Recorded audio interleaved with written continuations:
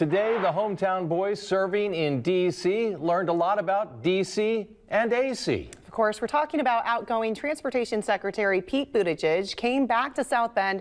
He spent much of the day with electricians in training. Our Mark Peterson is live now in studio with the latest. You know, for the first time, Pete Buttigieg, still the nation's transportation secretary. While that is still the case, he wanted to travel back to the hometown of South Bend.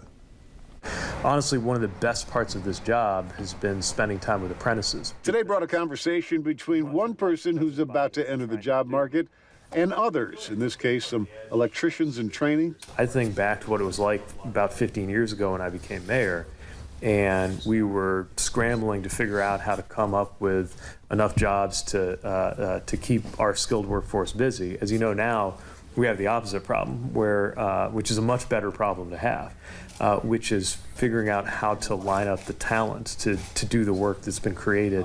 It's happening.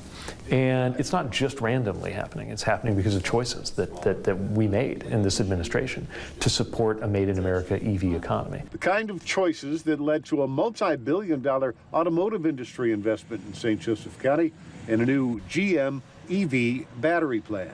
The battery plant's the biggest one. We have 38 projects right now that directly were affected by that law, by the infrastructure law. We have roughly right now 500 people traveling from other locals to fill these calls for the construction projects, and we will triple that number by next year at this time.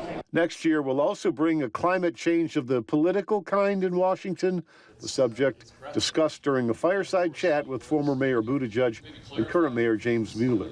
And while I know a lot of things are about to change in Washington, I also know that the importance of this work will not change, and the need for skilled work will not change.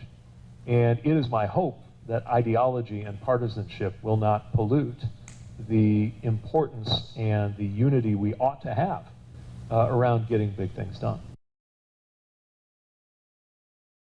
And Buttigieg vowed that he will be there to remind folks who voted for and against the infrastructure bill, although he doesn't yet know in what capacity. So a little bit of a hint there dropping on his future, but not much. All right, Mark, thank you very much.